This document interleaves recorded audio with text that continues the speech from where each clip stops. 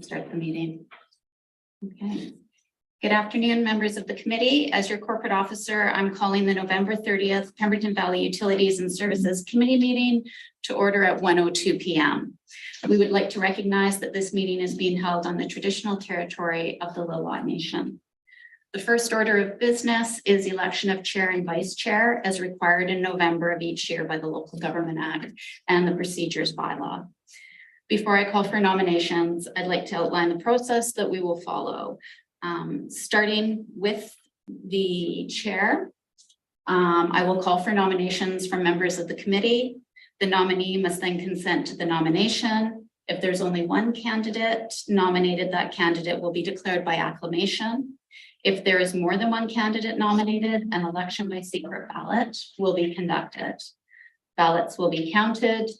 The number of votes will then be shared and the candidate with the most votes will be declared chair. With that, I would like to call for nominations of chair for the PVUS committee for the year 2024. Calling a first time for nominations of the chair. I will nominate Director Richmond. Director Richmond, do you consent to the nomination? I do. Okay. Calling a second time for nominations of the chair. And calling a third and final time for nominations of chair. Now, as no other nominations have been received, Director Richmond is acclaimed as chair of the PVUS committee, and I'll turn the meeting over for elections of the vice chair. Thank you very much. Next up, I'll look for nominations for the position of vice chair for PVUS for 2024. I will nominate Director Ramsden. You accept? Yes, I do. And I'll call a second time for any other nominations for the position of vice chair.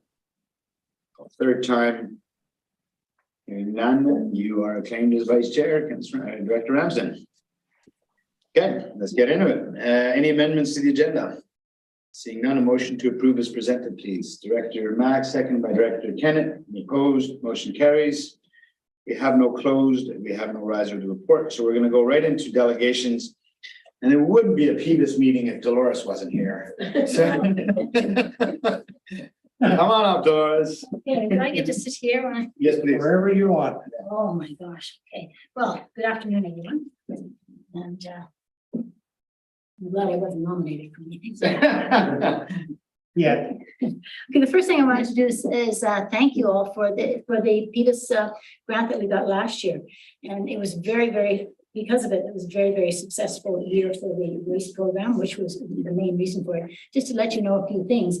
First of all, there's 7 people in it, and we subsidize their race fees, and because we have a paid coach, which costs quite a bit of money. Anyway, but they went to 6 different races throughout the province in different places, and did very well. And as a result of that, 2 of the people on the team were selected to be on the provincial talent squad team, which means that they have then been invited to 3 training sessions with other people of their age and skill level throughout the province. So that was really good, and we're hoping that those people or some other people from the race team will qualify for the BC Winter Games. There's a qualifying race at the end of December for that, and they're the right age, so there's a good chance, and that's because they were training and on the race team. So thank you very much for that. You know, in addition to that, it helped to pay for all the race fees for everybody who raced.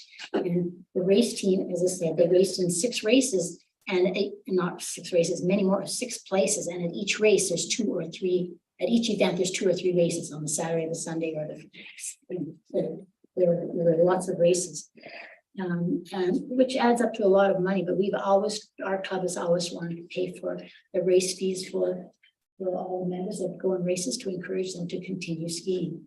In addition to that, 17 other children from our club, which weren't a part of the race team, also skied in local races, which the grant paid for. So that was very good.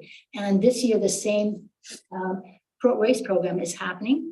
And it's a corridor race program because no one club in the corridor, Squamish-Lillooet, would have enough business or money, basically, to pay for a paid coach at that level that you need for a race team. So we combine all people from each of those clubs are encouraged to have their kids in that club. And our club, because of the grant, is the only one that can subsidize the race fees because they're very high. And if you have really high fees for a program, you're going to discourage some people who should be in the program. So that's a real, one of the main reasons for getting grants. That and to pay for all the race fees because it adds up to a lot of the fees. So that's what our club was doing again this year. Last year, Spud Valley had the most kids in that race club. This year, Squamish has joined as well. Last year, there was nobody from Squamish in it. So this year, there's a few more people in the club, and we're not exactly sure. That the people from our group that are in it this year already are in a 3 training days a week, which is a lot. And they started in September, so dry land training, and now they're on snow and swamp. Can you imagine there's snow there? It's actually snow that they saved from last year. Anyway, they're skiing there. And then we have now are just now opening registration for the people on the race team who want to be on the race team, but they don't want to do 3 days a week, just 2 days. And that'll be 1 day at Lost Lake and 1 day in Pemberton, or they can go to walk 2 for 1 day, but just 2 days. So that's what the grant is for, is to subsidize the fees to belong to that program and to pay for the race fees for all the races they go to. So to include people to go to these events and then continue their program through. It's a lifetime program. We want people to be in it recreational or competitively throughout their life. That's when you're skiing is that kind of a skill that should be used. Any questions? No, I just think you're doing a wonderful job. No, See you here again next year, Al. the kids are doing a great job. It's great if you can really, do things that inspire them. And I do want to tell you this one thing, just because our program is in a sense very unique throughout the province. And it didn't used to be. Everybody used to be there, but everybody now pays their coaches. Every single person that works for our club is a volunteer. They want to be there. The coaches, they're all trained. They have to be trained to a certain level, and our club pays for the training. But you get coaches that really want to be there, not being there because they can't get any money for it. So the groomers, everybody is a volunteer, which makes a big difference. And the other thing is, the kids really like what we do with the program. Now, if you can imagine this, I like to tell you this. Anybody from Whistler? Okay. Whistler invited me to come to their AGM to tell them why our kids like our program so much. What do we do in our program? So that they recognize that. And of course, we have fun. That's most important. That was your answer? Exactly. And I tried to get them to play some of the games that we play on skis, but they didn't really go for that. But anyway, no, that's the real reason. You're going to keep people in a program if they enjoy it, if they're having fun. And kids should have fun. Right? So anyway, that's what we try to do with the race program too. They should have fun and enjoy what they're doing. So I think that's what we need. Any questions? Yeah. Whereabouts is your track exactly? Is it like a community track up the valley? Or? No, Nairn. Oh my gosh. At Nairn Been Falls. there, you have to go there. It's so we groom it. We have a groomer, and we have groomers that are incredible, and they groom it and for skate and classic. And we use it on Mondays and sometimes on Wednesdays, Right. but always on Mondays. And then it's just just for us. But every other day of the week, anybody can go there. Right. And it's free for them to use. That's awesome. Well, Yeah. thank you for that. And it works. We have a contract with the parks. Contract means we just have an agreement with the Right. parks. And it just kind of winds around Every- the park there. Every road in the park, in the campground is Okay. is groomed. Oh, what a great idea. Yeah. Yeah. And it seems like a small thing, but we've had up to 80 people in our group. 2 years in a row we had. And you know what? There's enough room for them all. And the best thing is, we don't have too many hills, but there's picnic tables. When the snow goes on the picnic tables, what do you think the kids do? They jump off them on the skis. It's not bad. So it really works out well. We started years ago up at the outdoor school and then at different farms up the valley. Yes, But this works so well because it can be after school right. and It's before we had it on weekends. Well, if you have it on weekends, then you can't do the races are all on weekends. And some of the coaches that coach the program, the program for all the kids also coach on weekends to go to the races. So we soon changed it to after school and it's like every Monday after school. And the kids get there and it goes from 3 o'clock to 3:15 by the time we all get there to dark. So our first session is this Monday coming up, next Monday, Wow. but there's no snow, but we always have a fun session, just games at the parks, just all sorts of things set up so they can meet other people in the group and the coaches.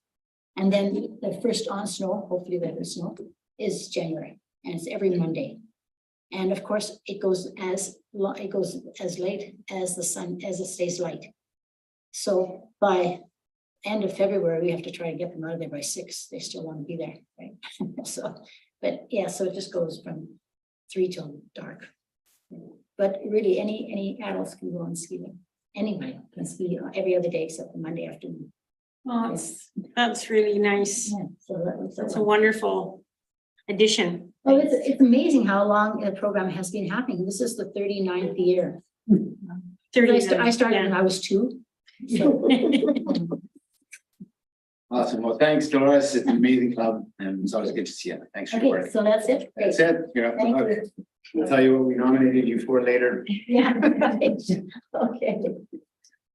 All right, thanks, Dolores. Next up, we have Veronica Woodruff. Is Deb joining you too, or? No, she's not mine. Oh, So she's visiting family. okay, perfect. From Stewardship Cabinet. Hi, Pete. Thank you for having me. So I haven't prepared an official presentation, but I just wanted to give you a little bit of background. I know many of you in the room. Stewardship Permanent started in 2006, and our original vision was to connect community and nature. We did that through kids programs, outreach programs, monitoring programs like water quality and other species programs, building partnerships like with the Wildlife Association, other NGOs, DFO, Fisheries and Oceans, and basically all levels of government and biologists, such as species at risk biologists. So, and then we garnered enough money, thanks to the SLRD and the village, of course, for the Nature Center in 2010. So we built the Nature Center in 2010, opened in 2011. And for the next decade, we ran really successful kids programs. We built our social enterprises around our nature camps. So Pro D days, March break, all throughout the summer. And we also had our crabapple jelly, where we harvested the crab apples from the trees along the boulevard and created crabapple jelly as our second social enterprise. Both of these things ended abruptly in 2020 with the pandemic. The crabapple trees, we're so grateful that they have been replaced with lilacs, but it did take away our crabapple revenue stream. And so, and then with the pandemic, it was really hard on our organization. We had staffing challenges. We wanted to be really fair to the community. So we had a generous refund policy, and we had new childcare and options coming into town. And obviously with the really cheap daycare programs, or the inexpensive rather, where we just found all of these challenges and decided to refocus the organization and where we could find opportunities to move forward. So that's where we are today. We completed a strategic plan, a new strategic plan this year. We have a new vision, a united community stewarding the natural world, with our mission on how we're going to reach that vision by protecting natural systems and biodiversity in a changing world through community-led collaboration by sharing, listening, and acting for now and all future generations.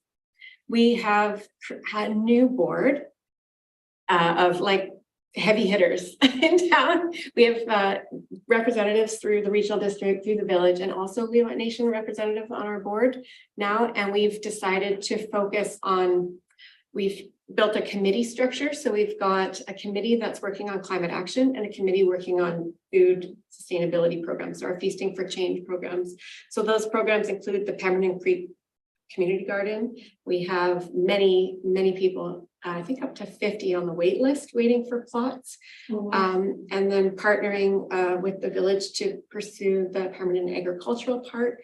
The Grow It Forward garden, we donate tons and tons, literal ton of food to the food bank and the healthy pregnancy outreach program.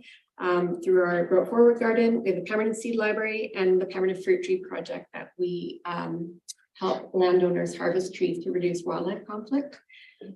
So we have a committee now focused on those programs, and then we have our climate action committee, which we are taking inspiration from the work that the village has just done with their climate action planning.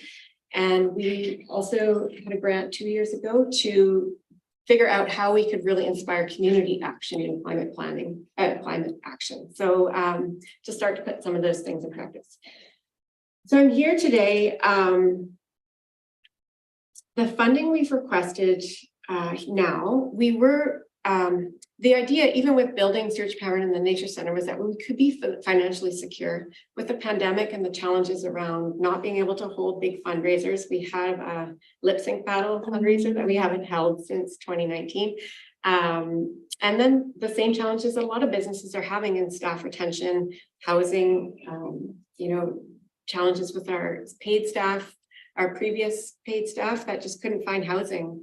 And so we are now in a really strong position to build from the foundation that we already have and to move forward. And the pieces that we need the most help with is staffing. So our executive director wages, because we have a great board, but it's a volunteer. So it's so great to have that paid staff to help drive our initiatives forward. So at the height of what we were doing at the Nature Center, we had 13 paid staff. We are currently down to 1 paid staff executive director, plus we hire a number of staff to run our Feasting for Change program in the summertime. So that is what the funding's for. And most of the funding request is for wages, but also for upgrades to the 1 Mile Lake Nature Center. We initiated discussions with Recreation, Parks and Rec through the village last year to how we could collaborate better to run programs through there and utilize that building. The building's currently underutilized and there's a lack of space. And so there's an opportunity there to figure out how we can better use that space. Our intention this past summer, was to have it open 3 days a week for public access and have guest hosts come in. So you'd have a conservation officer day or a wildfire day.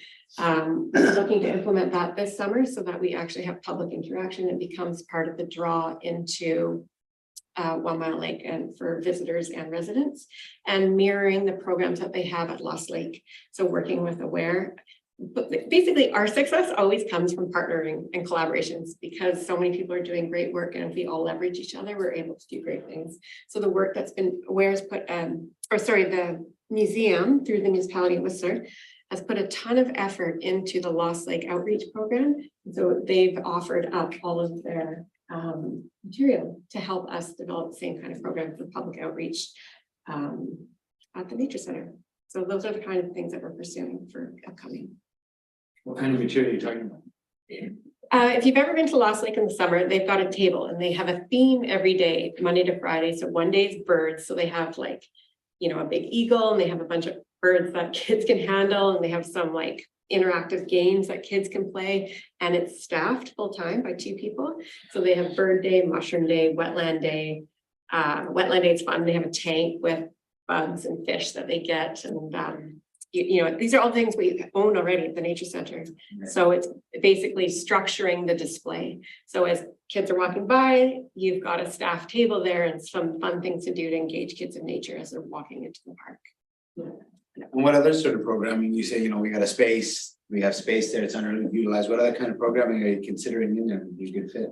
Well, these are conversations that need to happen. So one of the biggest challenges of moving away from our nature camp programs was with staffing, to find staff, because in our last year that we were operating, we were finding, and this is still in we were still in COVID time, so staff would call in sick and board members were having to do nature camps to step in. So and the insurance for camps has skyrocketed. So, over $10,000 because we're basically a wilderness camp of sorts. So I think the programming, there's other organizations like Porca when they have their bike camps.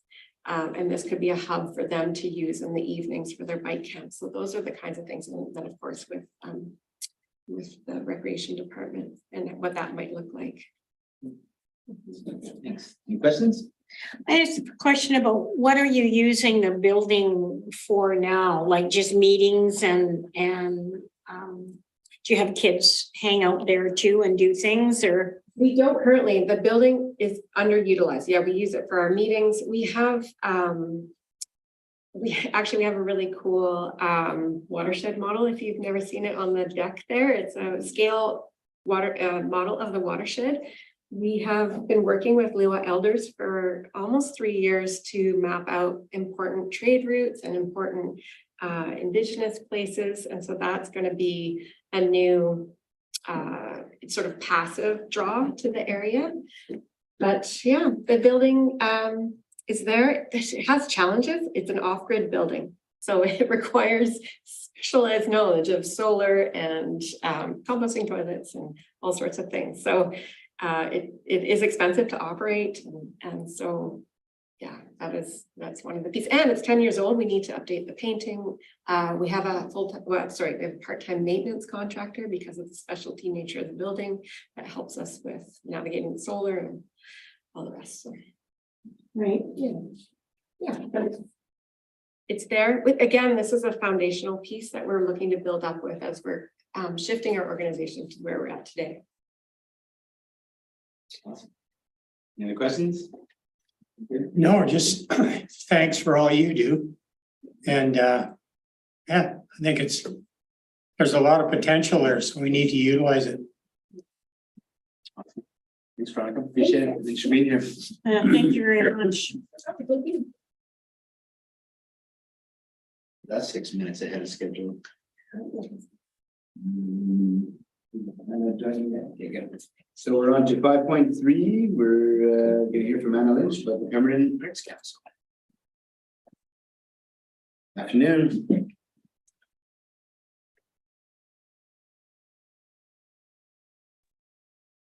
Hi there. Table's all yours. Okay. So hello, everybody. For those of you that don't know me, my name is Anna Lynch. I am the Executive Director for Pemberton Arts Council. Thank you for taking time out of your day and your schedules to hear from us today. If we could go to the next slide, please. So for those of you who might not be familiar with our work, Pemberton Arts Council is a local nonprofit arts organisation with a mission to foster a vibrant art scene by elevating Pemberton artists and increasing community participation in the arts within the Pemberton Valley. We do this by producing annual arts programs and events in our community that offer something for everyone. Next slide. When we applied for PDIF funding several years ago, our ask was for support in the hiring of a part-time executive director with the objectives of increasing the number of grant applications submitted and awarded, increasing and diversifying PAC's revenue streams, increasing PAC's community program and event offerings, and increasing community engagement in our programs. I'm happy to report to the committee today that we were able to achieve all of these objectives, and I'd like to give you a few stats to better illustrate the results of the funding. Next slide. PAC has doubled the number of grant applications submitted each year for the last 4 years and has received awards for at least 50% of the applications we have produced. Next slide. As you can see from the slide on screen, here are some of the awards that we've received within the scope of this project, and we've gained an additional $56,684 in grant revenue since 2020. Next slide. As a result of these additional grant awards, we have successfully increased our annual programming offerings each year. And next slide. Our operating budget has increased from 12,489 in 2020 to approximately 87,258 this year, as we stand to date. Next slide. PAC's funding has also been diversified since 2020 with the introduction of new fundraising initiatives as well as in new earned revenues, which now make up to 18% of our annual income. And next slide. We are also proud to share that PAC engagement has skyrocketed as a result of these changes, both online through social media and in person at our events, as you can see from some of the stats that you'll see on your screen. Next slide. So I wanted to go into some detail about this year as well. In the spring of this year, PAC launched a community engagement survey. We received positive feedback from 150 respondents and were able to gain insight into the best direction for 2024 programming and beyond. As it's a short presentation, I'm not going to dive into the details of the survey, but I have submitted it to the committee. So if anyone would like to read it at a later date, you can, and you can also find it on our website. Next slide. This year, our organization also reviewed our current programming frameworks, including application processes and evaluation processes, and made adjustments and additions with the idea of improving accessibility and equity in the community. As a result of this review, we have developed verbal and handwritten application options for accessibility, developed priority applications for musicians from underrepresented groups for the Mountain Muse Festival, waived Mountain Muse Festival vendor fees for Indigenous vendors, and provided full bursaries or free placements for Indigenous youth in our Outside Voices mural camp. Next slide. This June, we also welcomed back the Mountain Muse Festival for its third year. The evening show sold out once again at an increased capacity of 500 people. We presented a number of musical acts from different genres and backgrounds and provided a free event for families on Sunday, as we did in the years past. Next slide. In summer, we also launched a new program in partnership with Pemberton and District Community Centre to address the needs for arts and culture activities for teens. The Outside Voices mural camp sold out with enrollment of 10 teens. 50% of the participants received free registration as Indigenous youth. These students spent 4 days working alongside two amazing artistic mentors, Alex Folks and Vanya Staga, to design and create a collaborative mural, which is inside the lower floor of the community centre. We hosted an opening reception to celebrate the work where Chief Joseph, the cultural chief for Lillooet Nation, performed a welcome song and dance with his wife to mark the occasion. Next slide. This fall, we produced a brand new visual arts exhibit called Pet Portraits in partnership with the Pemberton Museum. We received the highest number of applications we have ever for an art exhibit and presented a wide variety of work, including paintings, sculptures, digital art, and photography from 29 different sea to sky artists. We also offered a paint your own pet portrait workshop as part of this, hosted by local artist Kelsey Barham, which, like our other programs this year, completely sold out. Next slide. So this brings me to our new application for funding. The Pemberton Arts Council has submitted a new application this year for continued support of a part-time executive director, as well as a contract grant writer, with objectives of leveraging other long-term grant awards to provide better financial stability, sustaining PAC's momentum and growth, sustaining PAC's current programming levels, which are not possible without an ED, and creating new programs that meet the community's needs. Next slide. The BC Arts Council Operating Assistance grant is coming up in 2024. This multi-year grant would be instrumental in providing financial stability for PAC, as it offers additional support for operating costs such as wages, which are not often fully covered by project grants. In the past, PAC has not been eligible for this program, and so over the past few years, we have worked hard to meet the guidelines for eligibility. One of those guidelines is to have long-term funding from local government, which is why we are hoping to use the PDIF grant as leverage for the operating assistance. If successful, we can expect a minimum of 5,000 in a funding match from the BC Arts Council in our first application. As this is a reoccurring grant, once awarded, we expect that we would see awards each year moving forward. Next slide.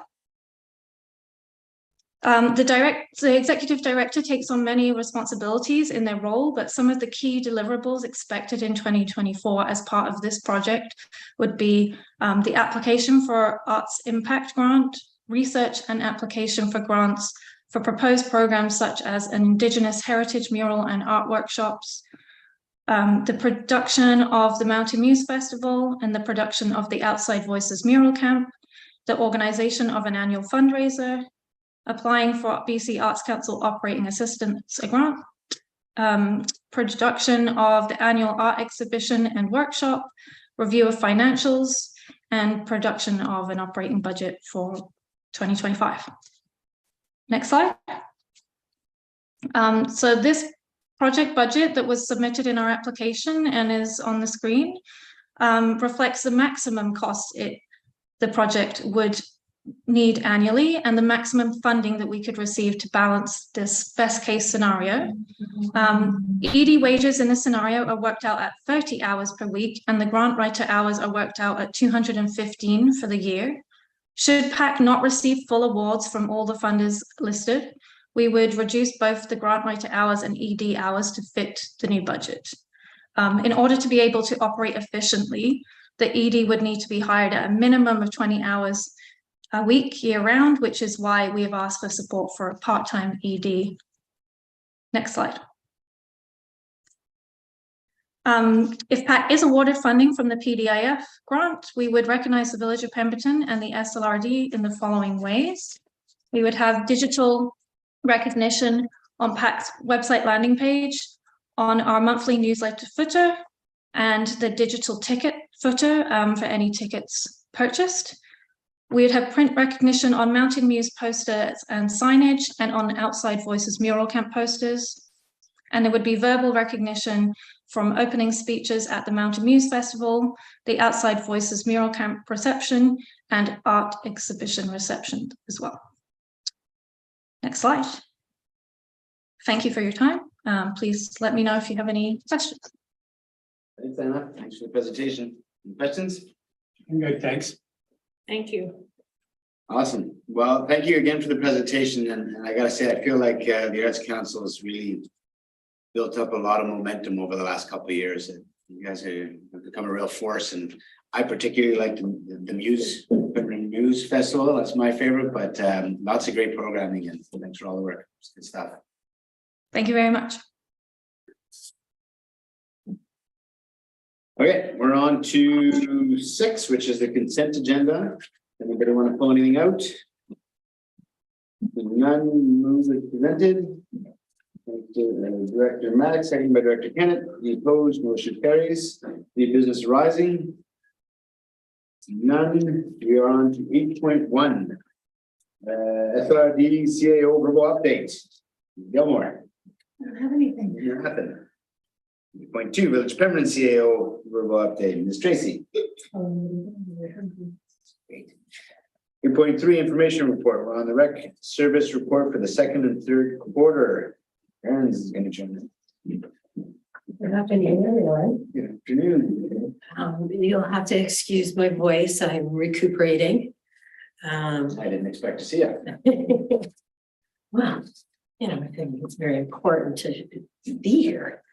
So, 2nd and 3rd quarter update for recreation. I'm pretty proud of how well we've done this year. 2nd quarter saw the first year of no closures for recreation as a result of COVID. So I would say that we are into post-COVID recovery. We are extremely proud of the programming that we've moved forward with children. We've seen significant increases with adding spaces. We have significant wait lists. We also increased our staffing for summer camps this year from 9 staff last year in 2022 to 19 staff in 2023 to attempt to accommodate demand for school-age programming in summer.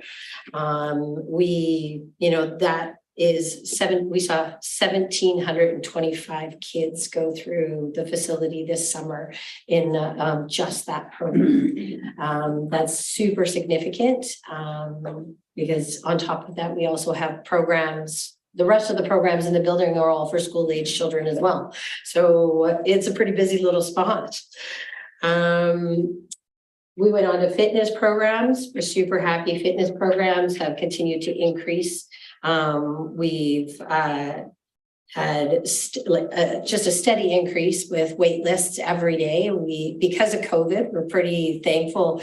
There were a few wins in that demanding mandatory registration for fitness programs has meant that our value-added classes you now register for, which we could create a wait list for. And as a result, we pretty much fill every value-added class because people have gotten into the habit of calling in and canceling when they're not going to participate, and we can get somebody in pretty much right away. So that's been super successful. Youth programming, as you are aware, we've had some ebbs and flows through COVID in reinvigorating the RAC and getting youth programs and youth back into the facility.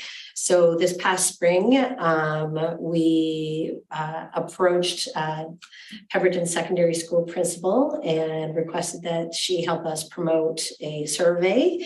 As well, we also discussed the opportunity to potentially collaborate on programming, which has been, well, we're actually very excited. That'll be fourth quarter update. But what the survey showed us is that none of the youth were attached to the hours of operations that we were currently holding. And we were also having a very hard time staffing those hours of operations that we had been operating. So this past fall, we initiated Tuesday through Friday, 6 to 9 p.m. Hours in the RAC. It's much more stable. It's easy. It's more consistent. We can staff it. We never have to cancel operations due to one staff calling in sick, which is what was happening all of the time before, because there's other staff operating in the facility, so we can always stay open. And we have seen anywhere from 7 to 16 youth on a nightly basis, which is a huge increase from what we were seeing. And I will say Friday nights are still extremely busy, and we're probably seeing closer this fall. We've probably started to see closer between 30 and 40 youth cycling through the facility on Friday night because they tend to hang out a little bit longer, right? So we were pretty excited about that. We're excited about drop-in sports and how that went for second quarter and third quarter. It's just showing that people are choosing alternative activities to keep themselves out of trouble, which is fantastic. We're super excited about fitness center use. You can see that between second quarter 2022 and 2023, we saw an increase of 23% in visits, and in the third quarter we saw an increase of 35%. So we were quite busy this summer in the fitness center as well. Memberships showed that respectfully we've had an increase in memberships of 23% for second quarter and 30% for third quarter. So I would like to say that we're getting close to full across the board. I mean, I'd love to say we can continue to see increases like that. However, we're full, which is just awesome. In this report, I also added usage for our facility use inside, outside. It's safe to say that I do need to do a little more work, but we are almost at complete capacity. We are now at the point where we are starting to juggle users and have to tell users that, you know, unfortunately, I can't give you what you've asked for, but I can give you this. And so people are having to come to us with, this is my first choice of space I'd like to use. This is my second, this is my third. So we're still accommodating and filling space. We're just filling it where it's empty right now, not where it's full. So that 3 through 8 p.m. time slot, there's not a lot of space in the facility. Monday through Friday. Even Saturdays we're seeing more numbers than we saw pre-COVID, and Sunday use just started up again in the fourth quarter here just after Thanksgiving. And I'm excited to see what those numbers look like from pre-COVID to now as well, because we haven't had Sunday operations since prior to COVID. So that's pretty exciting. Outdoor use increased as well, because we've added additional spaces. We've added Dendorf Park. We've added Pioneer. We've added all of the village parks into what we're tracking as far as use goes. So lots of facility agreements in place for outdoor spaces. And as well as indoor. So we're excited about that. Second quarter, we added some door counters to the facility. We're still kind of working out the software on that one, but as you can see by the chart, we had an ebb and flow that we kind of expected. So we see, 10,000 people coming through the door in April, up to 12,000 in May, 11,000 in June. And then we see that dip that we anticipate for summer in July and August. And then we see the increase as we anticipate kids going back into school and programs firing up again for fall. So we're very excited to see what those statistics will show us. We're using the same door counters as the library, so we should be able to pull data as to how many people are using the library and coming through our doors that match. And the library is equally as excited to see how people are coming into the facility. So that's exciting. Facility maintenance was extremely busy. I think the big thing second and third quarter is we had to coordinate a full closure of the facility to do a recirculation pump rebuild.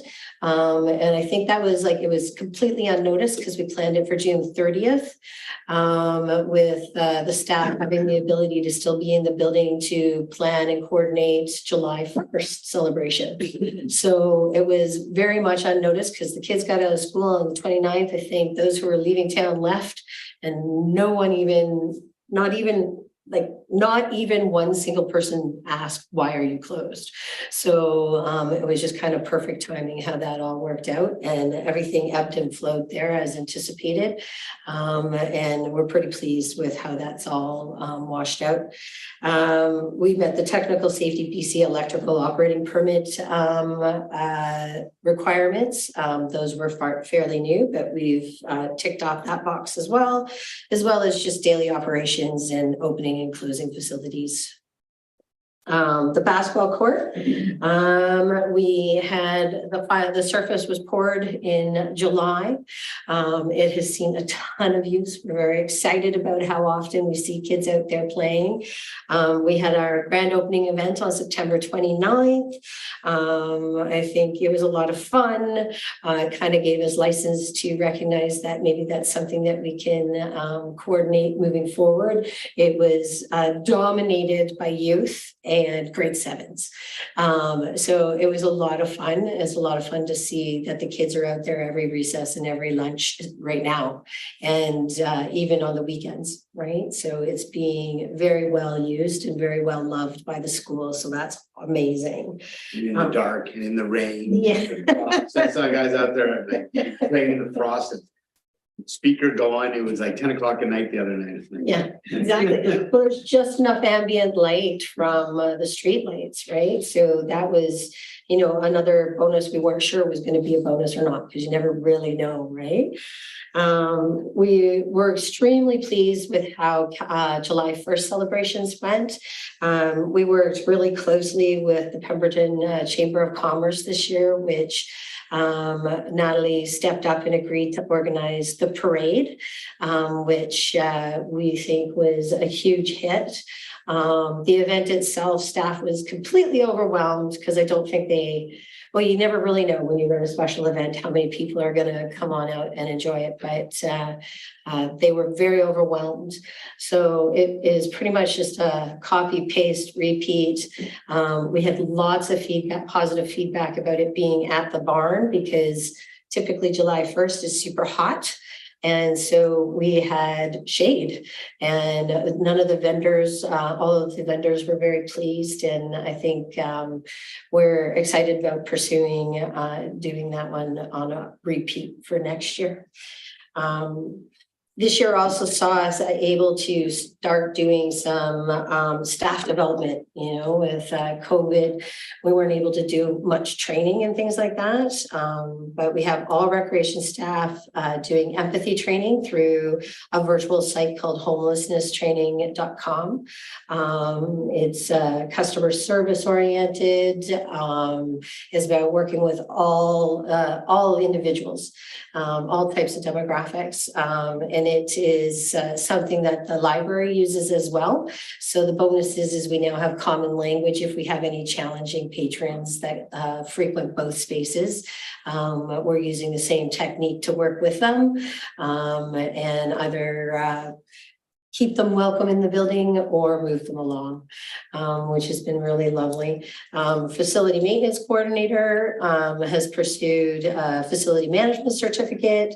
Customer service coordinator represented us at the BCRPA conference this past year in the second quarter. The facility booking coordinator has been working on Every Child Matters, as well as the empathy training, and the fitness programmer completed her wilderness first aid certification for programs that she runs outside of the facility. And that really summarizes the second and third quarter. And I recommend that you receive this report as information. I will move that. Steve, seconder. And opposed, motion carries. Any questions or comments? Yes, No. thank you, yeah. Thank you. Yeah, absolutely. It looks like you are very, very busy there, and Yeah. do you feel that we're sort of outgrowing maybe I think that the way things are moving, we're ebbing and flowing. So, eventually Acola Valley will have their own building, and we'll be able to absorb that space very quickly, I think, with programming and rentals and everything like that. Currently, as the way things are going, there's not much more we can add in. However, there's lots of things happening, Whistler Gymnastics was looking at their own standalone facility prior to COVID. And I think that with their wait lists and their numbers and their programming having increased the way it has, that they'll probably do that again, which opens up some more space for us in the Great Hall. So there's lots of ebbs and flows. But the team is working really hard to accommodate every request that comes through the door. So far, I think we're doing all right. I was just wondering if there's an opportunity to maybe work with the current ball teams and that sort of thing to create a youth multi, age diverse, boys, girls ball program, and work with the folks that are, that are in the softball leagues here in town.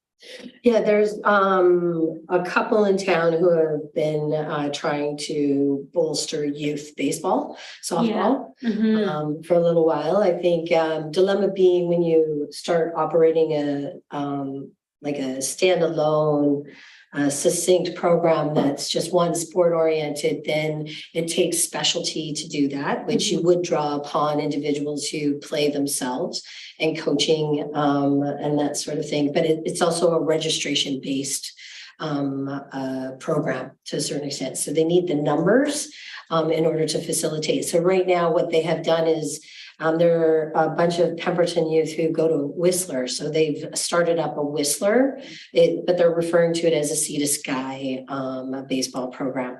So they're basing it out of Meadow Park currently and Spruce Grove. And then obviously, as we grow and expand, they're hoping that they can transition so that they have Pemberton and they have Whistler. Similar to how Whistler Youth Soccer used to be home for Pemberton soccer players, and now it's not. Now Pemberton Youth Soccer has the membership and the capacity to have their own organization. Whistler's is separate and they play against each other. So like if you like in hockey, right? So the only hockey rink is in Whistler, but you know, it's safe to say that 25% of the kids in Whistler minor hockey are coming from Pemberton and outlying areas on a regular basis and on a variety of teams there. So that's kind of where the baseball scenario is with its growth at the moment. Does that make sense? Yeah, Yeah. what you're saying is basically you need the numbers to sort of, okay. Yeah, we have facilities that they can use. We just Yes. they just need Yeah. numbers. And right now, the kids play soccer. Yeah, that's a big thing, but there's quite an interest, I think, in you know, mixed ball teams, you know, and so on. So Yeah. I don't know, maybe a fun day could be floated or something just to see what the interest Yeah, might be and what the numbers could be, maybe. yeah, we are doing some preschool programs that are kind of a variety of sports all in one. So the younger kids are learning different skills. So they're doing basketball, they're doing soccer, they're doing some t-ball, they're doing, you know, like dodgeball and fun games and things like that. So we are introducing it at the younger Cool. stage. Yeah. So we'll go from there. But yeah, and then I believe the last name is Kelly. They're still on my radar. They'll touch base again in the spring. Actually, probably January. Yeah. Mike is quite good at that. He'll probably call in January. Well, So thanks for everything that you do at the community center. It's a happening place. Every time I happen to walk in, it seems like full to the gunnels with so many different things going on and yeah, it's nice to see. vibrant place. Yeah, try not to come between 2:50 and 3:40. You can barely move. You can Yeah. barely move. Awesome. Okay, thanks, Christine. We're on to 8.4. Bryn's also presenting on this. This is regarding the nature playscape relocation. Yeah. Just gonna apologize, my ear is blue plugged there. Okay, so the purpose of this report is to provide PVUS an update on the outcomes of the community survey and subsequent input received from the Village of Pemberton Committee of the Whole related to the potential locations for the Children's Nature Play Park Playscape amenity. It's the request or recommendation on the location as determined by the PVUS committee. As you are potentially aware, March 9th of 2023, I did present a report providing information on the discussions being held by council respecting the proposal to relocate the playscape portion and a key feature of the Children's Nature Play Park to accommodate the construction of the new daycare to another location on the PDCC lands. That report is attached in Appendix A, and in this report you can see a couple of pictures of the areas in which have been removed for the development of the new daycare. The report outlined two location options. The first being the underutilized area of the southeast corner of the PDCC lands, and the other one being the space located between the Spray Park and the Radius building. So that would be what you can see on page 2. You were also informed at that time that the Village of Pemberton had received several letters respecting the relocation options, and that council had redirected recreation staff to create a community survey to garner feedback on the relocation of the playscape. The survey is intended to present the 2 location options noted above, and then offer a third option of it being located to somewhere else in the community. Staff developed a community and engagement strategy and survey, which were presented at the Committee of the Whole meeting number 243 held on April 25th. And then following that, the committee made the recommendation at the regular meeting held later that day that the recreation services proceed with the implementation of the Nature Play Park relocation survey, and that the following amendments be included in that survey. We made a couple of adjustments to some of the language and a couple of the questions on the survey as a result of that. In Appendix B, you'll find the engagement and communications plan that was presented to the Committee of the Whole. And Appendix C is the survey that was developed and then published on the Village of Pemberton's Have Your Say website on Monday, May 8th and closed on Monday, May 22nd. We were extremely excited about the responses for the survey. We had 246 survey submissions, which is a very large sum of responses to a municipal government survey. So that was kind of exciting, as well as there were additional documents on the Have Your Say site for people to download information about the project. And there were 409 downloads of those documents. So not only did the people responding to the survey respond, they actually reviewed the documentation as well, which is pretty exciting. The other thing that the survey did show us is that there was a significant amount of the survey participants were parents of children between the ages of 0 to 12. And this is important because this is the demographic of the main users of that space. Survey questions are provided in this report as well as attached in Appendix D. I thought I would skip over the survey question results as a result of them being in the report as well as in the appendix.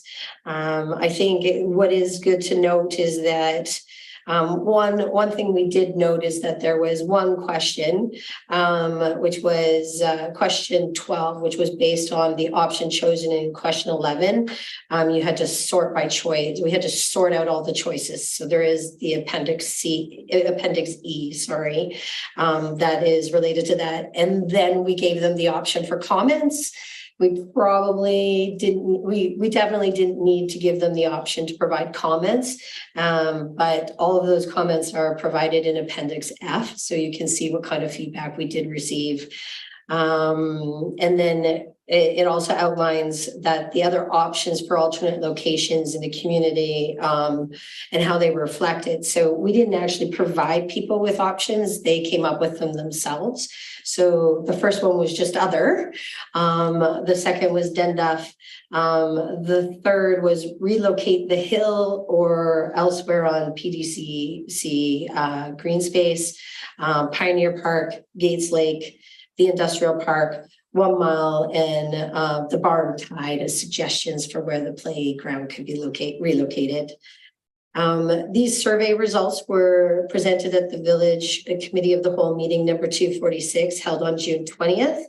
The outcome of the survey indicated that 47% of respondents supported option 1, which is the southeast side of the PDCC lawn. 26.8% supported option 2, which is the space between the spray park and the Radius building.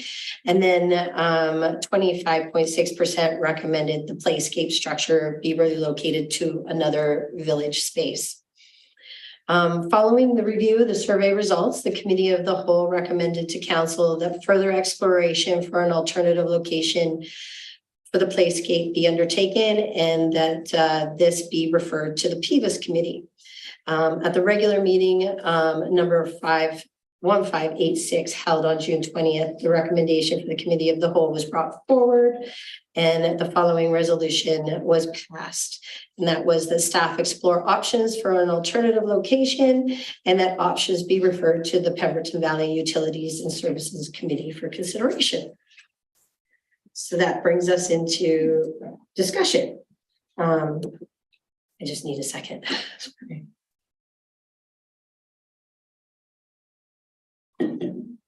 Okay, as you may, as the PVUS committee may be aware, the recreation service team led by then recreation manager Angela Belsham pursued creating the nature playground space at PDCC when the old preschool play structure that was relocated from the Meadows was placed on the original PDCC grounds, and that playscape needed to be replaced.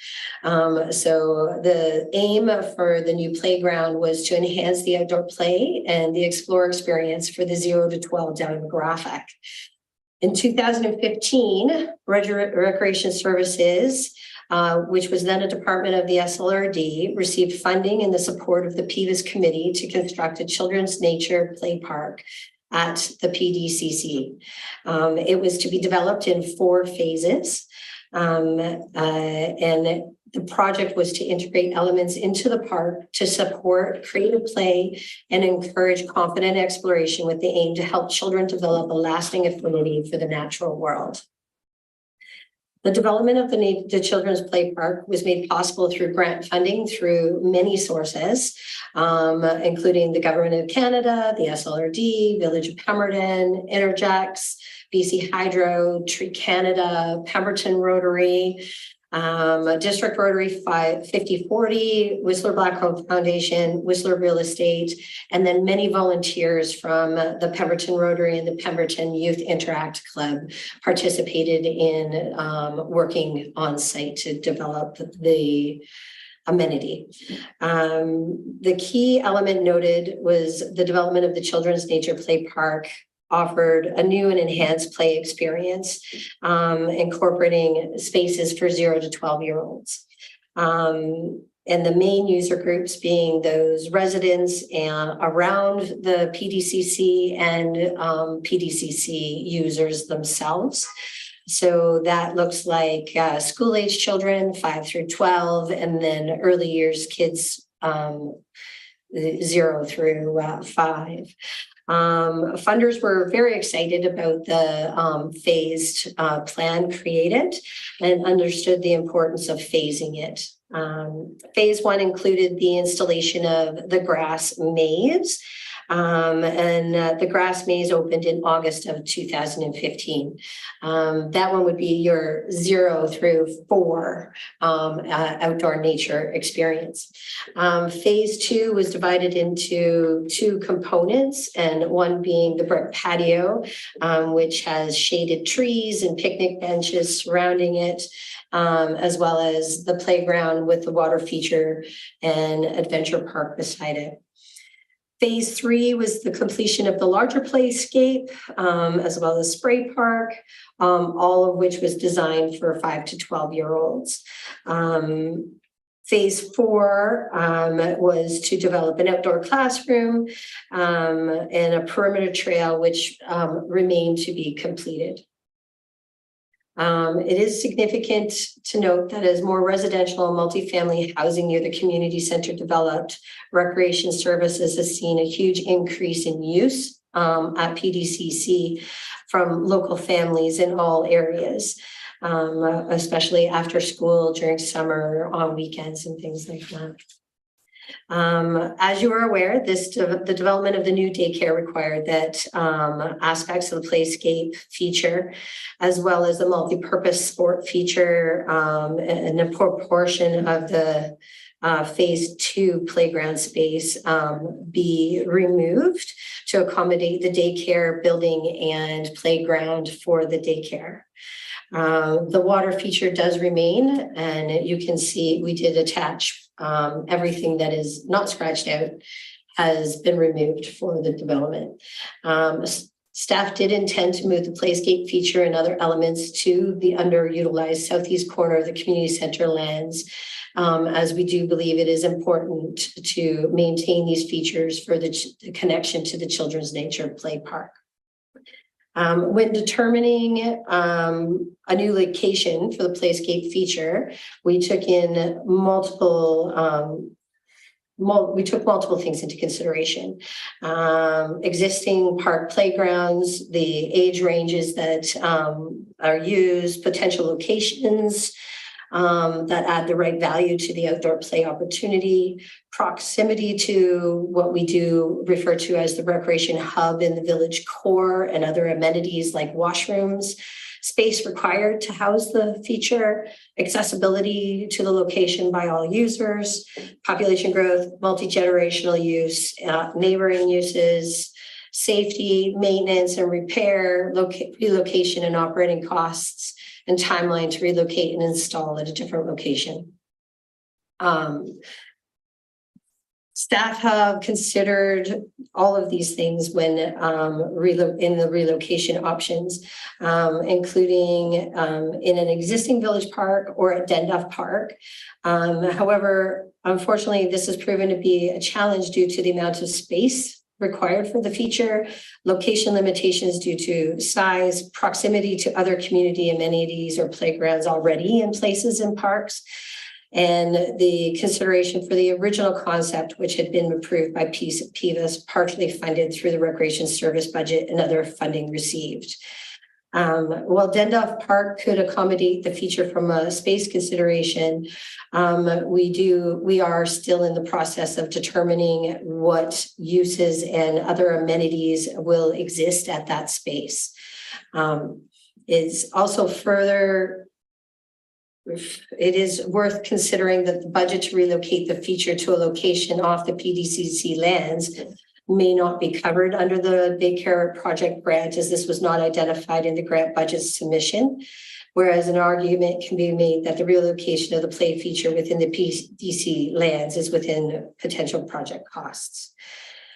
The intent of the Children's Play Park was to provide a unique and special play experience and was purpose-built at PDCC. And it has continued to meet the needs of our main user demographic, which is 0 to 12-year-olds. We have received feedback from patrons that the playscape feature is very much missed. As well, this location services a variety of multiplex living buildings with little to no easily accessible play areas for children. We do recognize that the playscape feature to be relocated at the southeast corner is potentially an underutilized space on the Great Lawn, and ideally option one would be what staff has referenced as our to be considered for recommendation below. It continues to enhance the outdoor opportunities on the grounds. The space is there, creating more opportunity to move around and involve different types of play nearby. It will support population growth in the immediate area. It will add additional accessible pathways, which can enhance multi-generational use, minimize overcrowding in the area. We're surrounded by multiplex living units that do not have play spaces, so it can enhance the neighbors' living experiences. We've taken safety into consideration in that there is the current green belt between the road as well as the multi-use path and landscaping that is intended to surround to provide boundaries for 0 or 5 to 12-year-olds so that they don't go running in the roads. I think the Children's Nature Play Park supports programming activities offered by the PDCC, as well as a Cola Ballet, as well as other users of the facility tend to use the outdoor space there, even when they're renting the indoor space. It enhances and supports the related community gatherings in the space, so that allows multi-generational families to do multi-generational activities when we are offering things in the outdoor space. And then we also want to recognize that the results of the survey indicate that option 1 is what the community decided was their preferred location. Moving on to impact on budget and staffing. I need another drink, sorry.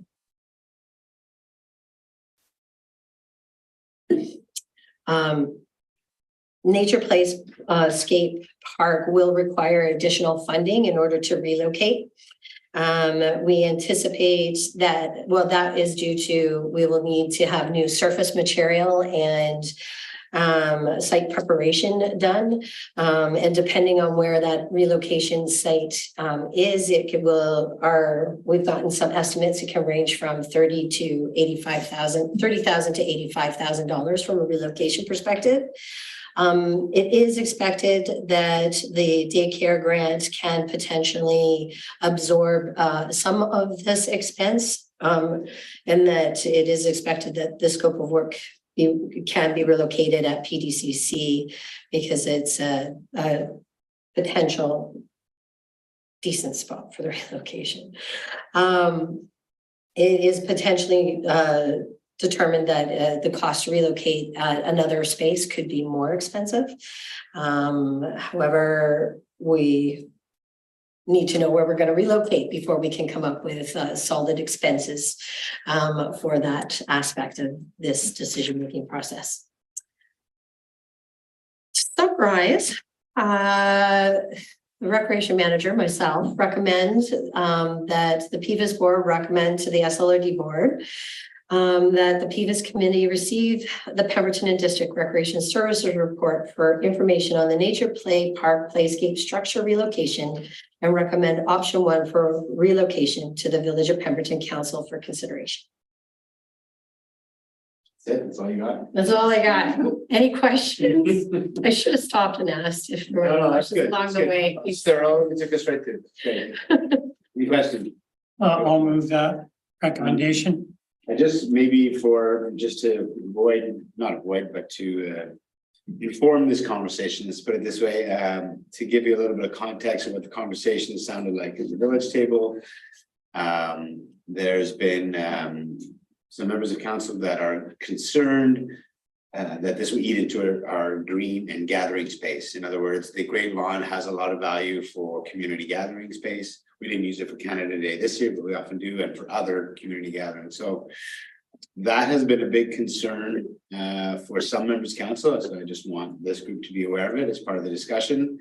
That's what led to led to a few things amongst them, looking at other locations. We've heard some of the challenges potentially with that relocation, but that's what led to that.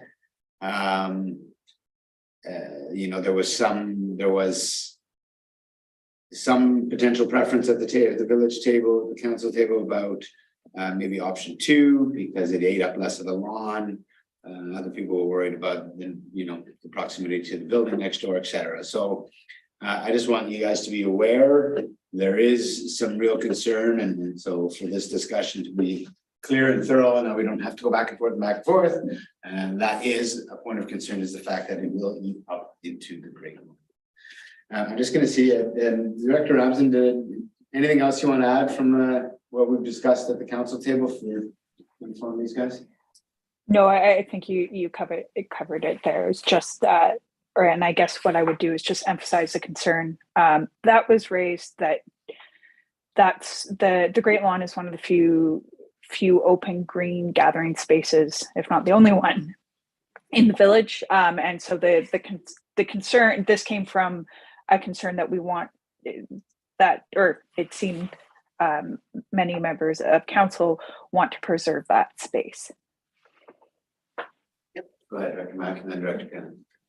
Well, now that the July 1st celebration is going to be held at the barn or that area, like I drive by that, facility every day almost, it seems. There's a lot of time when the Great Lawn is not being utilized. So maybe it's wise to think of utilizing it more with this arrangement here. you know, as far as like a green space for a gathering, there's always the Pemberton Secondary School playground, there's Signal Hills playground. So there's large green spaces right close. Signal Hill is across the street. So if you were gonna have some kind of an event where you needed that large green space, you could make arrangements with the school board to utilize that field, which I think we at one time put a lot of money into being able to use that as a community school facility, whatever. And I don't think we've ever used it for anything. So we might want to start using it. And just to follow up to that, with that said, you know, one of the other options was again, relocating it to what in the report is option 2, which is up in the sort of far right corner next to it's the building called Radius building. Yeah. Would you, is that a consideration for you? Yeah, I like to see it, not everything jammed into one area, spread it out more. I think it just looks more appealing that way, and maybe it's more appealing for the use of it. If everything is pushed against, you know, that one side where the daycare is and all that kind of stuff, then that gets really busy there. Yeah, I don't know. Just the comments, looking at the configuration, I think option 1 is the best option myself. I have talked with some people that live in the radius, and they're very concerned. There has been, I guess, people abusing the current space that was there. And I think option 1 keeps it away from the radius building the best. I'd like to make a comment that I think it would be really nice to maybe try and, you know, do a tree buffer around it so that you can buffer the noise a little bit for the folks that are living in the radius building and the businesses there. Because it's going to be up option 1, if I am looking at this correctly, and I just want to get this in my little bean here, it's going to be sort of in the corner, sort of where the business section off of that, of course, on the lawn, right? Yes. Yeah. Yeah. So I think to me, that's the best option, really. Number 2, I just would want to make a comment. I'm wondering how much utilization the grassy knoll gets, and whether it would be within the interest of better utilization if that was sort of taken down somewhat, and there would be more land available to do other stuff, more grass, and, you know, maybe a bigger spray park or whatever. I'm just wondering how much the grassy knoll is getting used. A lot, yeah. I guess for sleigh riding and stuff in the winter and kids tumbling down it and that sort of thing. Yeah. So you would prefer to keep it down. As a recreation expert, you would prefer to keep that? Yeah, I think it's the way it was designed. It's highly used at this stage in the game. And I think that if we were to move things around, then we're looking at increasing the cost and redesigning the space on a whole versus taking up what we consider an underutilized section of the PDCC lawn at the moment, which is that southeast corner. And in Appendix A, it does outline the draft landscape design of what we would anticipate as far as creating a natural barrier between that playground and the business aspect and parking lot area. Is it the Winchester? Yeah. Oh, yes, I got it. The Winchester. Yeah, there's also like the real estate people and accounting and all of that in Yes. that building as well. And Yeah. so So I got Director Ramsden and then Director Mack.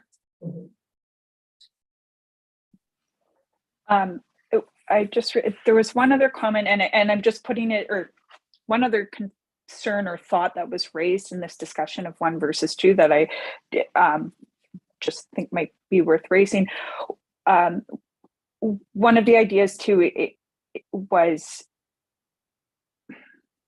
making sure that the space was friendly to all demographics, and so one of the concerns too was if the playscape goes into at location 1, it spreads kids out almost throughout the entire outdoor space, and while lots of people love kids, I like kids, the idea what about maintaining some space where it's maybe there's not a lot of kids around and somebody could sit down and enjoy, read a book quietly or something like that. And so that was just one of the comments that was raised. And so I just wanted to put that out there. Yep. Director Mack. So it appears that we're running out of space because we're trying to manipulate the space we have to suit whatever. The property just north of, the 2 properties just north of this property, Doug LeBlanc's properties, are for sale. Have we ever considered, I don't even know how much he's asking, but I'm sure it's a fair amount. But wouldn't it be nice to be able to come up with the money to buy those 2 properties? And then you would have a huge chunk of land there for recreation. Now, obviously, you could say we don't have the money, so we're going to write them a check. But maybe we could start fundraising with Sir Blackcomb, Canada Works, whoever. Just see if there's money out there, do some grant writing, and find out how much he wants, what his bottom line is, and then go forward. If it works out, fine and dandy. If it doesn't work out, well, we haven't lost anything other than some time and effort.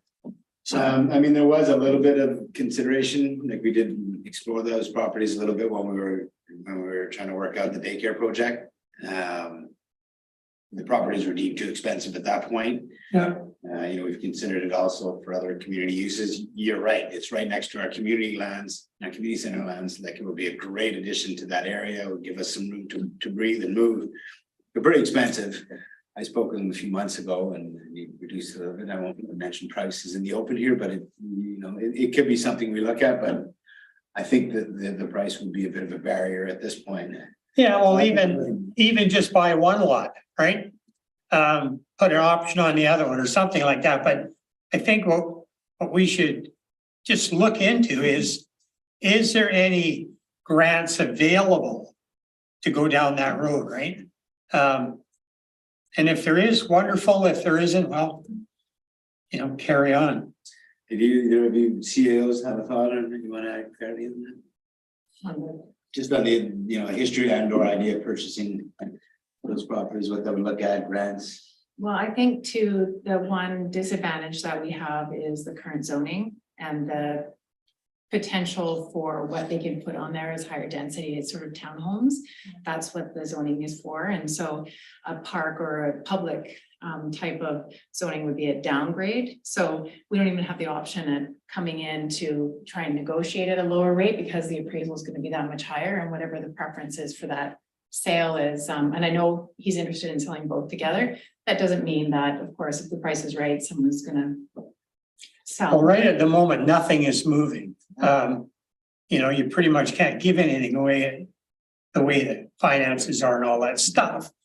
So, I don't think it would hurt to have a serious conversation with the owner and just explain to him what we're thinking here, all that stuff. And, maybe he'd be interested in having some money and not having to wait for forever. But I would definitely have a conversation with him, and a serious one, not just a conversation between you and me having a conversation with Doug, but with staff actually making a pitch to him and find out what he wants and all that stuff. The zoning part, in the end, I mean, we have the ability to rezone it to, You can't really downzone it, otherwise they could do a legal challenge. not Potentially. beforehand, Well, that's, and after the fact. Of course, yeah. So you could rezone it to recreation parkland, whatever that zoning is. Yeah, It just affects the price and the listing price if it's a Yeah, its own piece of property. CEO Chase? If I could just add to, this is fresh off a committee of the whole on housing affordability and the importance of densification of these downtown areas next to or adjacent to daily needs of people. I think that's one of the things that for housing's sake, that's going to make that piece of property really prime, given the walkability to places like the recreation center, the community center, library, and even the multimodal transportation hub when that's finished. So that's the only thing that I consider when I look at the bigger picture in terms of the village and where council has been going, or what we've been talking about. So Russ, I think your idea is great. I think it could be such a legacy for this community, really, when you look down the road, right? But is there not a reason that maybe you could work with BC Housing and have part of it as a park maybe, and then develop it yourselves, right? As market, whatever, or income for like the Whistler Housing, Pemberton Housing Society or whatever, which, may come to be in this community for people that live and want to work here and have affordable housing. Right. So, there's a lot of options there that it could be sort of a park and then maybe housing like Whistler does it. I know this is sort of a little bit futuristic looking at, but I think we should give it a shot. It's good to explore. It's good to have the conversation, but I think you're right. It would be down the road. And so I'm thinking here in the conversation, I'm happy to bring these thoughts back to council and have a discussion about having a look at that property and the viability. I don't think that solves our playscape conversation in the meantime, however. Yeah. And I think I hear the recommendation. I understand there's a ton of value there. Happy to have a look at it in one form or another as we consider different options, but I don't know that it's going to tie to this decision. Go ahead. I have a question. So even though the portion of, I'm gonna just call the whole of the green space that's next to Radius, that's a village park, but it's still green space that the public can use. So realistically, wherever these places are going to be, it's going to impact the green space of that area.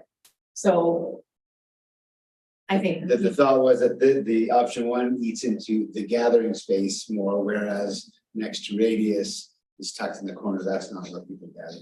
That was part of the rationale there. yeah. And I think the other thing, another underutilized park that it's Pioneer Park. I mean, I think there's more and more activity happening there. Probably underutilized. And I agree with you, Director Mack, that the intention was for the school and the baseball area. The diamond area, the green space at Signal Hill was meant to be for a community school. And in fact, there are expenses paid on an annual basis to use that from taxpayers. So Including the fields. including the fields. And I think, correct me if I'm wrong, but the village manages bookings for that space. For like baseball or We will something. be come 2024. School district will be managing bookings on their property in 2024. so having said that, I think we need to be more forceful with the school district on how that place is managed. Because between the village and the regional district, we've put a lot of money, hundreds of thousands of dollars into that. And we've got nothing out of it. Like the community kitchen is now a community, well, a school board storage area. It was never used as a kitchen, which it was meant to and was designed for. I know one time when we did go to use the gym when they had the opening of the ballpark, and Mayor Warner at the time had got them to open it up, but then it started raining, so they didn't want us to go in there because we get the floor dirty. Unless we paid extra for the janitors, all this stuff. It was just, we paid all this money and we get no use out of it. So anyways, before they start making the bookings on that facility, I think they have to understand that we've got a lot of skin in the game here, folks. And for now, they start doing the bookings, we have no say in anything. Whether we have any say now, I don't know, but we need to do something. I think one thing that's long overdue is that there is an agreement and there's supposed to be an annual meeting to review the maintenance fees moving into the next budget year.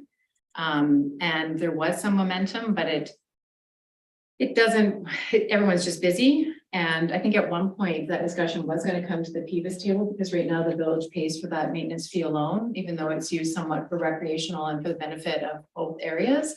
It was always an intention to have that discussion piece, but it's just never happened, which if, the representatives here are engaging with the school district more often and saying, this is what we need, then maybe we'll be able to see more use happening on those fields and in that school.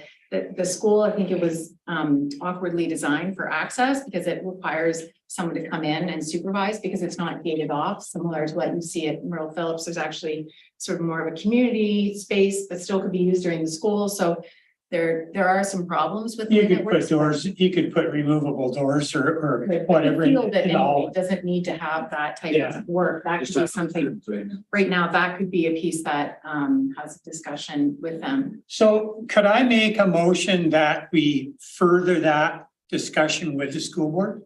So how about let's break this into three, because we got three conversations going now. We'll come back to the playscape again at the end. First one is, how about a recommendation from PVUS to village council to consider the space northwest of the daycare for either park and or housing.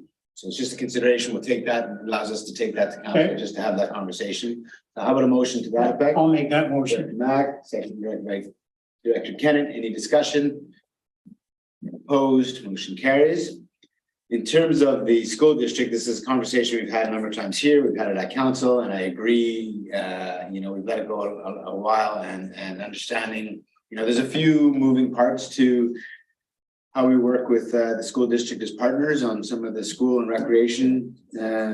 Go ahead. Yeah, sorry, I'll just add to that I have managed to dig up all of the documentation that existed between SLRD, VOP, and school district, and have made multiple attempts to reach out. However, school district staff are it's obviously low on their totem pole item of conversation. However, I do have all of that documentation and have attempted to have the conversation about establishing a better community school use agreement.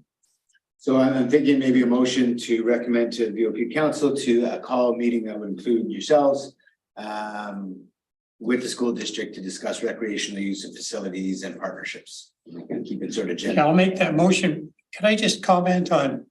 So you've got all the documentation of how much money was put in, all that kind of stuff? Yeah, I do.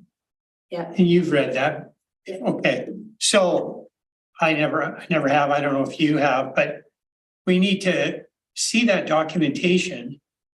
And so we know what we're talking about. Yeah, no, that should be in hand before we have a meeting and for your own knowledge. Okay. But anyways, so I'll make the motion on your.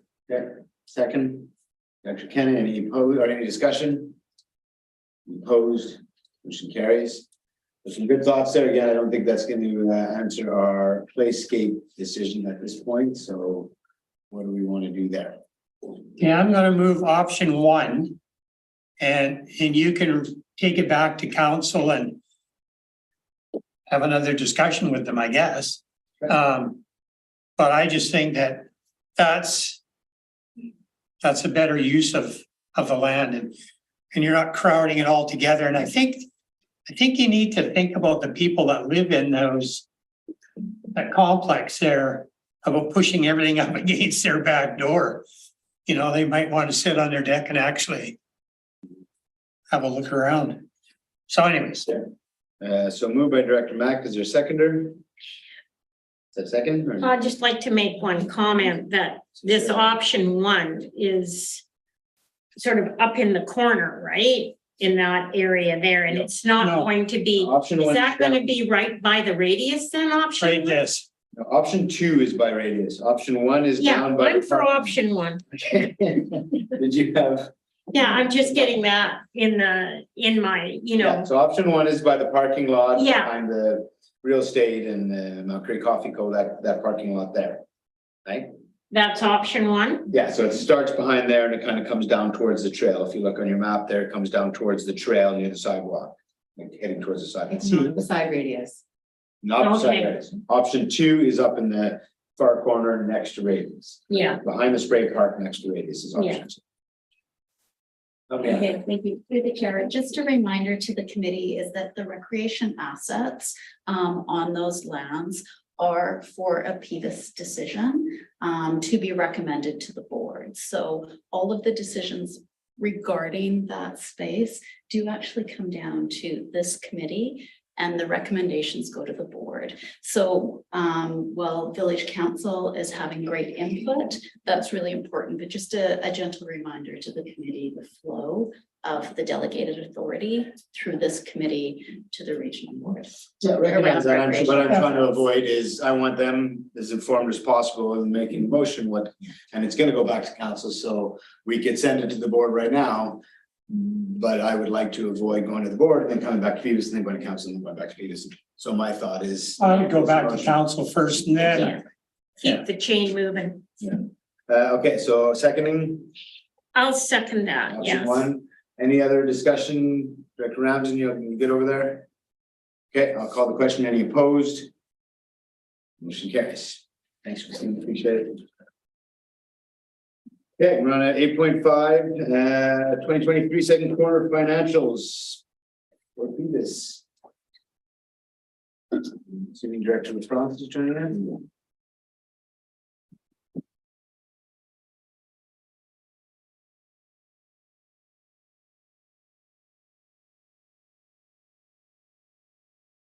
Financials. Director LaFrance is joining in. Bit of a delay going on. Hello, everyone. And I don't think my video is working, but this report is for the second quarter financials for the various PVUS services. It also includes a short written report of the key highlights. For sake of everyone's time, I'll open it up to any questions. Okay, any questions from the committee? Oh, I'm not seeing any questions. So Thank you. I guess I'll look for a motion to receive. Director Max, seconded by Director Cannon, and Director Hamilton. Any opposed? There is Oh, Laura. no, I think she was seconding. Okay. Any opposed? Motion carries. Thanks, staff, great work. We're on to 8.6, which is a direction request with regards to the Permanent District Initiative Fund annual report. All right, thanks for joining us. I'm happy to start off today. I'm going to talk very briefly. Philippa Campbell, Project and Program Coordinator for the Squamish-Lillooet Regional District. You may know me from previous reports on Permanent District Initiative Fund. I'm actually here today to introduce Veronica Reid, who is the lead on Permanent District Initiative Fund now. I'm going to step back into the gallery and let her take reins, I just want to quickly say thank you very much to the committee. It's been a pleasure working on this fund, and I'll be here if there's any questions related to past work and so on.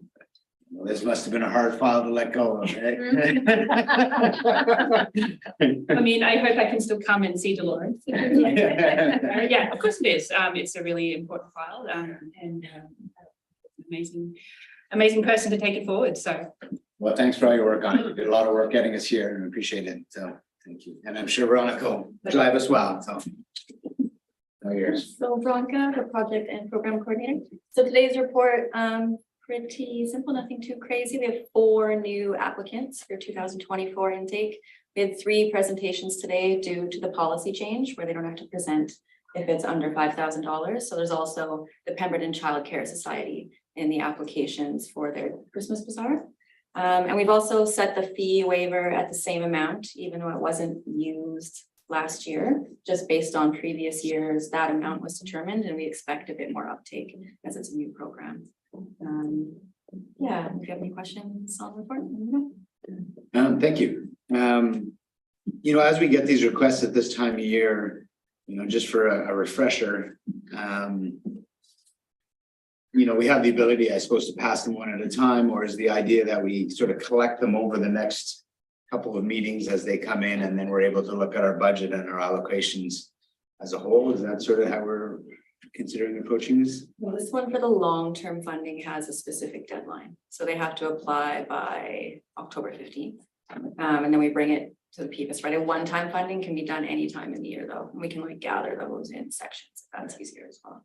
I guess my question is basically around, you know, are we able to see all the requests in their entirety before we go, yeah, there's enough, you know, so we know how much funds we have to allocate, right? Yeah, for sure. The budget that we've drafted, if we approve them all, is the first attachment to the report as well. So we can see how much we would be allocating at this time and how much will be left for one term. That's sort of forecasting the usual requests, but we don't know if they'll be anything new, I guess, right? Yeah, so these will be the long term. We might get some one-time requests, but we do have budget left for a few one-times as well, and set aside 5,000 if we approve it for the fee waiver program separately as well.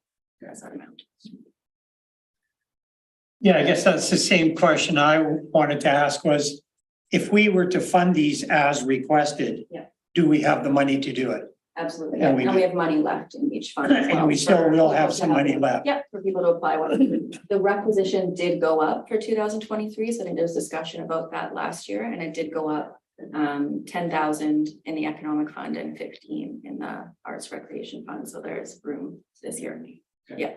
Okay, thank you. What would the committee like to do?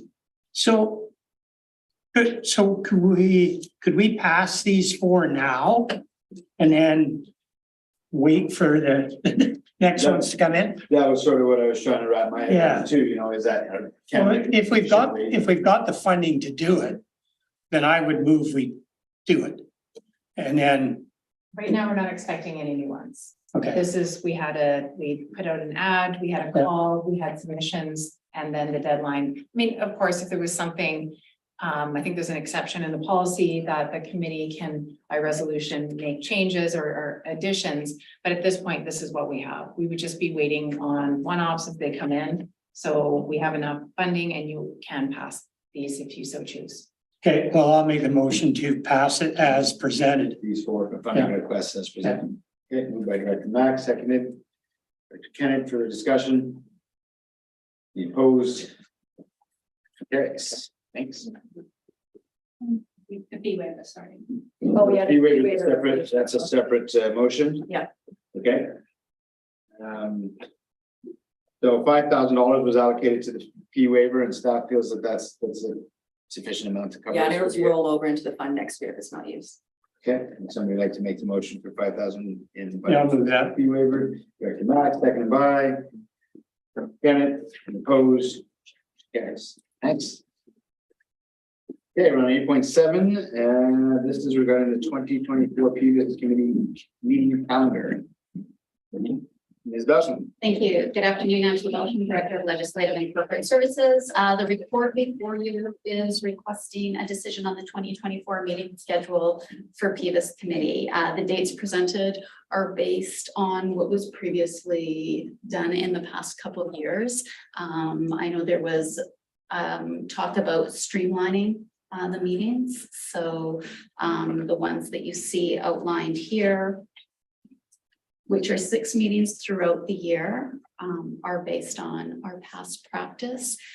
Also keeping in mind, there's also always an opportunity to add additional meetings under the special meeting regulations if required. Okay. Any thoughts? Yeah, that's fine. The only thing, I look at it and it goes, so January to May, and then we miss till October. So there's quite a gap there of like 4 months. No, 6, 4 months, whatever. But should we not have one kind of in the middle, or the option to have one in the middle? Because like I say, we've got 4 months covered, and then we've got 2 months covered. So we're missing November, and so we're missing actually 6 months.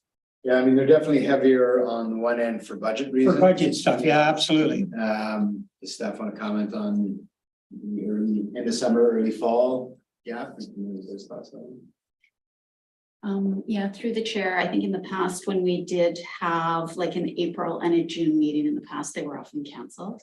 Hence the reason we've got the heavy January, February, March in order to deal with the budget pieces of work, and then the May. But we can certainly add another meeting, which can always be canceled if there isn't any business as well. So it's easy to work through the chair and vice chair on cancellations if required. Because I know September we avoid, because it's a crazy busy month, and you add UBCM in there, and probably couldn't find the time in September. In August, we don't. In August, we don't. So really, it would be this meeting, but it would be November. So. Or June or July. Yeah. So do we want, the options are to sort of leave it as is, we can make some changes and add in, or we can leave it as is and bookmark, or with the opening to add meetings if we need. And for that, I would look to staff to alert us to the fact that the agenda items are piling up and we should look at getting the meeting done, but yeah. And I think too, both CAOs sort of have check-ins on matters that need to come forward, need to be dealt with. And I think that would be a good opportunity to review amongst the two, just to say, do we need something, and then follow up, see if the special meeting can be booked. I think that would be, instead of having to cancel, maybe it's just easier to look at the special meeting if there is a need. That makes sense. Okay, yeah, I'm sure of that. I will flag that January 11th, I won't be here. Which doesn't mean we can't keep the schedule, but I won't be here January 11th. Are you at that point? Yeah, I think you're gone. So yeah, I won't be here for the January 11th meeting, but you guys can carry on, and our vice chair can drive the car. So yeah, I'm looking for a motion. Okay, we'll move it as presented. Okay, seconder, Dr. Kennett, any further discussion? Opposed, motion carries. Correspondence for action, 9.1. First is funding letter from the VOP to Area C Director Mack regarding additional lighting on the Permanent Farm Road East Trail. So the question that I would like to ask, is Suzanne available or no?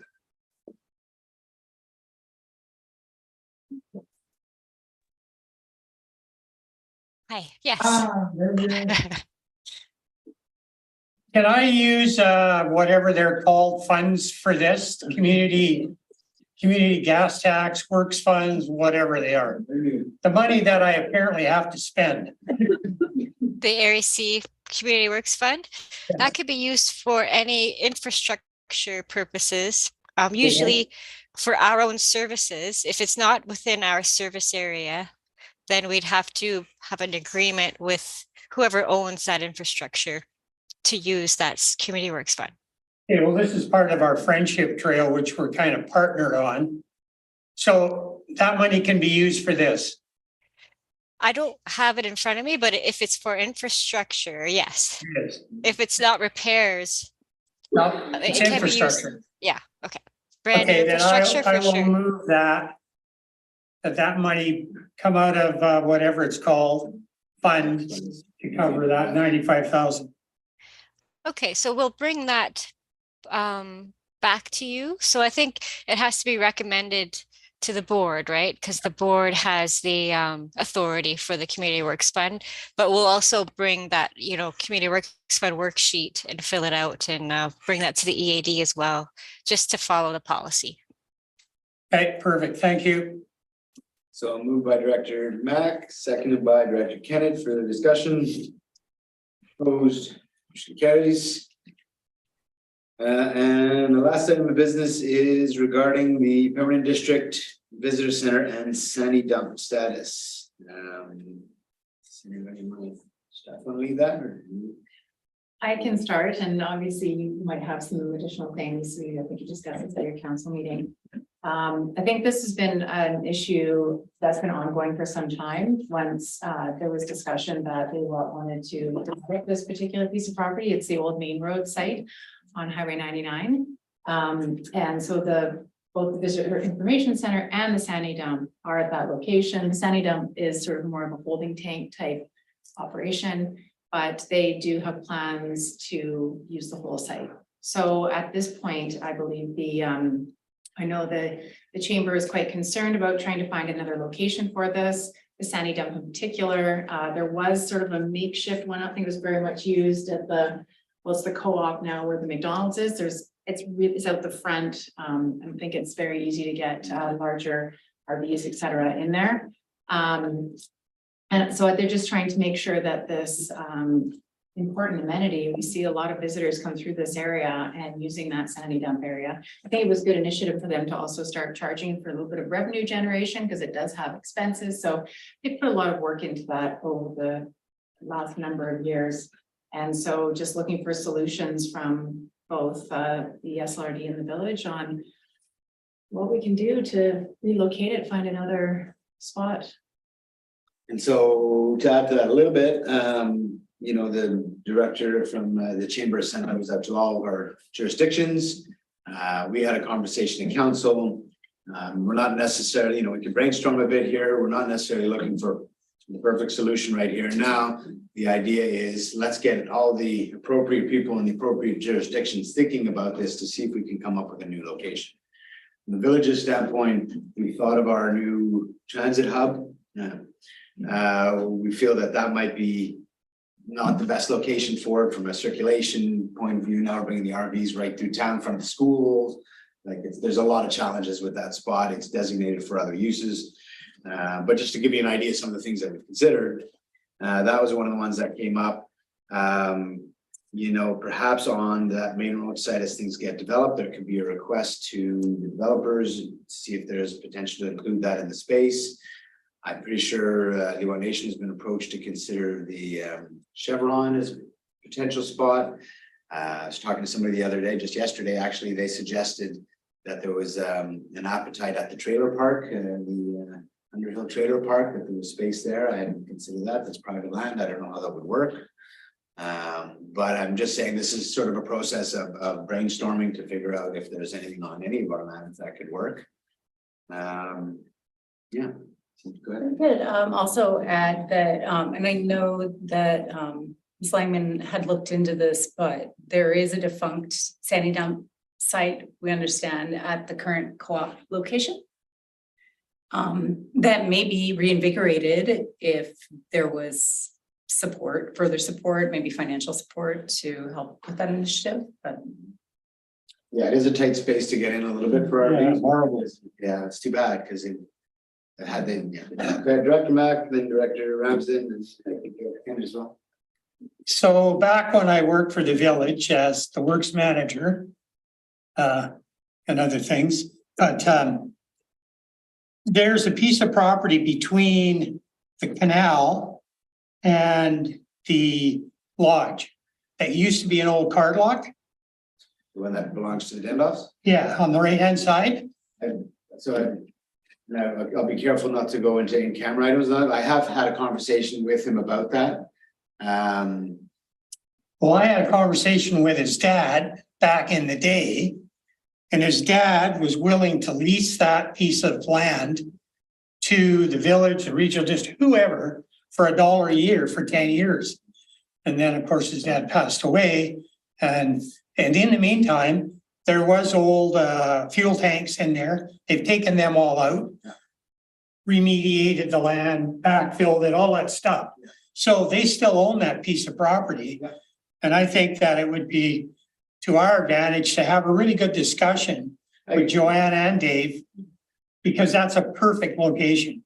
You can pull in and out, and number one, lift station's right across the road.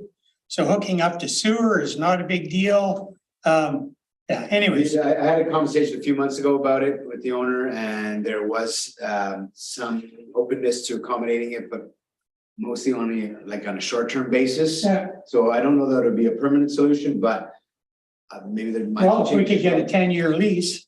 10-year lease. That's we not put bad. money into it, and then what, right? And then there'll be Well, less land. and then in the 10 years, try to make it permanent, right? So let's, how about Yeah. this? Point is that that's me saying, this is a conversation I had a few months ago. Yeah. If you'd like to recommend that become part of the conversation, we can have staff Yeah, I would like that to happen. and approach the owner. Yeah. Conversation. Yeah, Director Ramsden? Yeah, and I just wanted to add, I don't have any necessarily specific ideas, but I was at the Pemberton Valley Area Economic Development Collaborative when this was raised by the chamber as well. And I just would like to reiterate there is,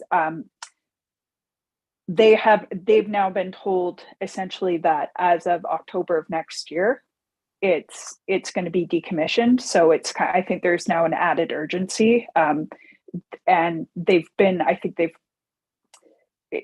trying to get everybody together and get traction. And I think they've had some difficulty, or with the recent change in ownership of co-op, there wasn't a lot of the current owners are not familiar with the system that was in there before. So all I was bringing this up is that I think there's some urgency, and whatever we can do to get whoever needs to be at the decision table together to talk about this as soon as possible. Kenneth and Director Mack. Well, I was just thinking, if now that Laura has just mentioned this meeting that she was at, what I was going to say might be a little bit redundant, but I was just thinking, what is the cost of hooking it up to the sewer now and easing the problem for this tourist season? To just for 2024. Well, just, is it a huge cost to hook up to the sewer system? We would invest in hooking up for No, 3 months. now my next question. You can pump it for 1 year for a lot cheaper. Yeah, so my next question is, do you think that the new owners or the Lillooet Nation would be interested in having a partnership? And They're on the list. They've been asked as well in terms of considering that site, like that, what we call the main site. To have that corner and actually have a space there to consider a place in Chevron, at the Chevron. So they're considering their own lands. Again, and whatever we decide here, I would say, we also go away and consider other options, once we leave the table. But yes, there has been a request to consider the main road site as well as Chevron and any other site that might belong to the Nation.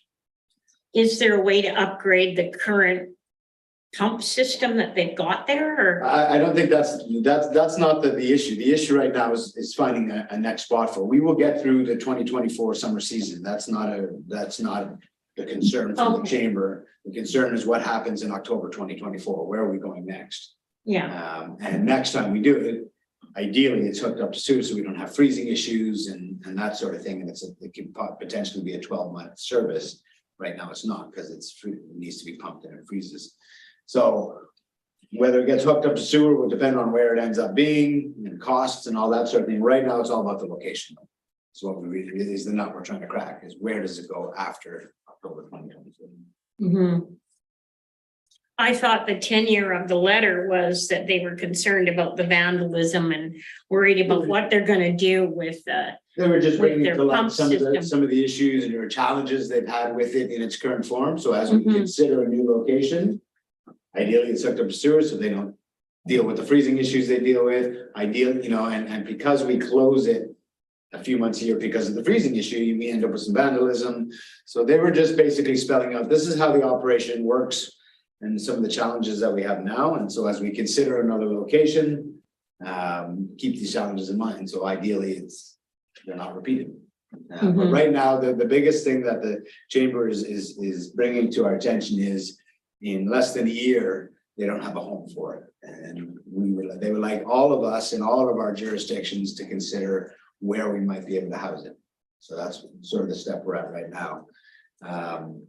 Potentially have this conversation today, it sounds like we might have a motion to approach the owners of the NDOS property.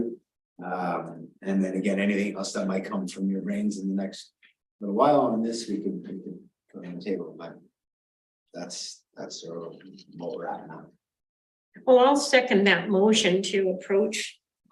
And maybe before we refine the motion, is there a preference in terms of who we're directing here? Does it make sense if we're talking to other people? Do we leave it coming from the SLD? Do we have a preference from staff? Well, I think, not that I'm trying to, get out of any additional work, but this is a property in the village of Pemberton. It makes sense for the village to initiate conversations on that. in my opinion. See what JC, you with that? Yeah. Pass the buck to see if you open up more. Okay, so to direct Village of Pemberton, the motion is to direct Village of Pemberton staff to explore the opportunity for the sandy dump on. We could put the address in. I don't know what to call the property. Yeah. Property. Yeah. Moved by Director Mack, second by Director Kenneth. Further discussion? Go ahead. Yeah, just the thought of the gas station, that's a nightmare. I mean, I've been, when it's busy there, you can't get in there with a car, never mind somebody towing a trailer or motor. RV drivers are the best drivers in the world, so we don't have to, Yeah, for sure. No. Okay, if there's no further discussion, I'll call the question. Any opposed? Motion carries. Go ahead. I definitely would be available to offer any support. If you need any. That's better. Okay. Okay, decision on late business. Late business, we have none. Director's notice of motion, nothing. Motion to adjourn. Director Matt, seconded by Director